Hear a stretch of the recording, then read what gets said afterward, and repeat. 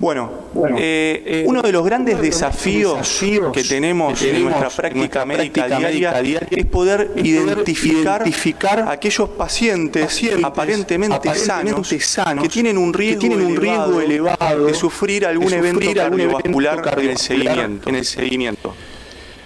En la actualidad contamos con muchos estimadores de riesgos, scores, pero tenemos que saber que todos ellos en algún punto son imperfectos, por múltiples razones, ya sea por el tipo de estudios en donde fueron evaluados inicialmente, el problema de la validación externa, tener en cuenta que muchos moduladores de riesgo con impacto no fueron incluidos en muchos de los scores, y también saber que subgrupos como los jóvenes y mujeres son subgrupos en donde estos scores muchas veces no tienen una buena predicción del riesgo.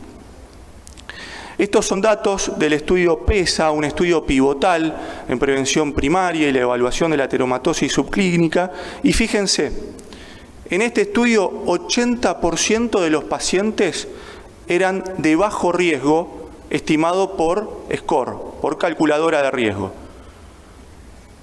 Y dentro de este subgrupo de bajo riesgo, casi el 60% tenía ateromatosis subclínica. Más de la mitad tenía alguna evidencia de placa en alguna arteria.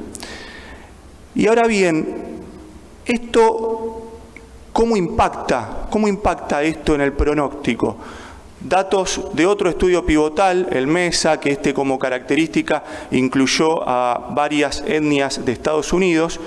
Y fíjense, el score de calcio, una de las herramientas que más utilizamos para abordar la ateromatosis subclínica, tiene un impacto pronóstico claro. Aquellos pacientes que tienen un score de calcio de 0 tienen un riesgo muy bajo, muy pocas chances de sufrir un evento a lo largo del tiempo. Y a medida que este score aumenta, se incrementa progresivamente el riesgo de sufrir un evento coronario.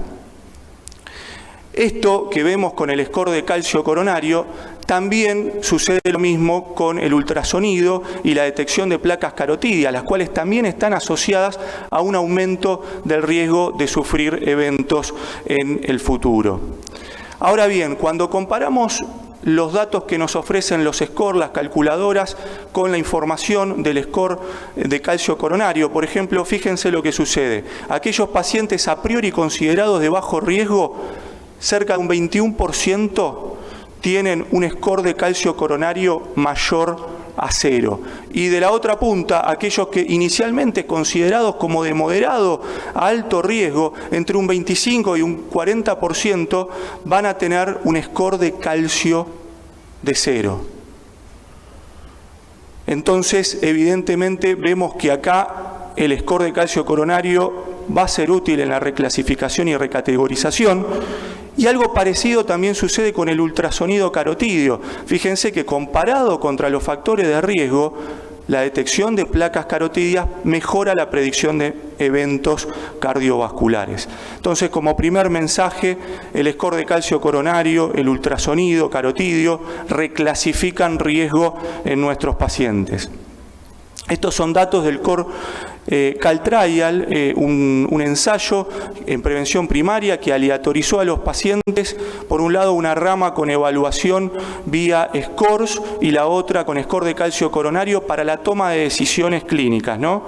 Fíjense, aquellos pacientes que fueron sometidos a un score de calcio coronario tuvieron una reclasificación total del riesgo del 20%. ¿Qué significa esto?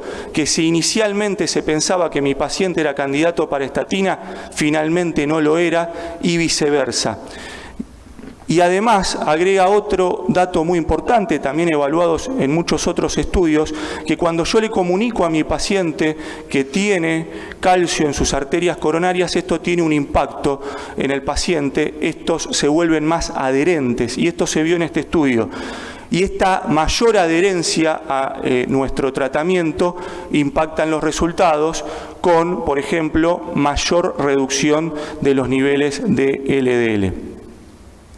Segundo mensaje que le quiero transmitir, la concordancia entre los estudios es baja, entre el score de calcio coronario y el ultrasonido. ¿Y esto qué significa? Que yo puedo tener una placa carotidia y mi score de calcio coronario ser 0 y viceversa, tener un score mayor a 0 y no evidenciar placas a nivel carotidio o femoral. Y fíjense lo que ocurrió en el PESA cuando se evaluó la localización de las placas. Fíjense que el lugar donde más prevalente se encontraron fueron a nivel iliofemoral. ¿Qué quiero decir con esto? Que probablemente un abordaje multi-imagen tenga un valor aditivo en la búsqueda de ateromatosis subclínica.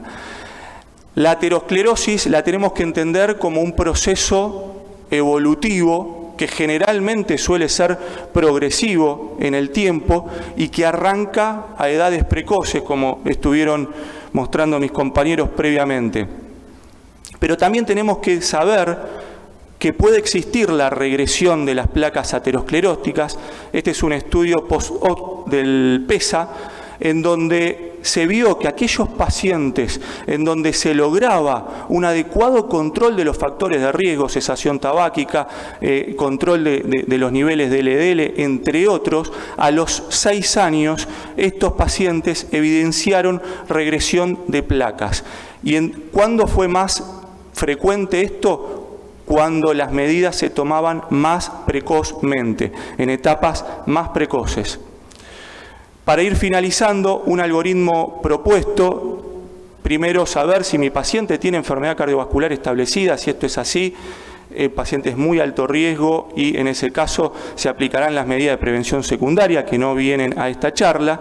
En el caso de que no tenga antecedentes cardiovasculares, estimaré el riesgo a 10 años. Si ese paciente es de alto riesgo, no necesitaré estratificación ulterior, pero si el paciente es de moderado riesgo, acá es muy útil la pesquisa ateromatosis subclínica para la reclasificación, y en pacientes de bajo riesgo, puedo aquí evaluar la presencia de moduladores de riesgo, como por ejemplo antecedentes familiares o la presencia de obesidad, y en el caso de que estén presentes, pesquisar ateromatosis subclínica para reclasificar el riesgo de mi paciente.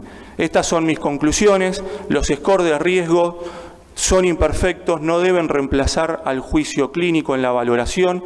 Tenemos que saber que la regresión de la placa es posible, sobre todo si actuamos en etapas precoces, logrando un buen control de los factores de riesgo.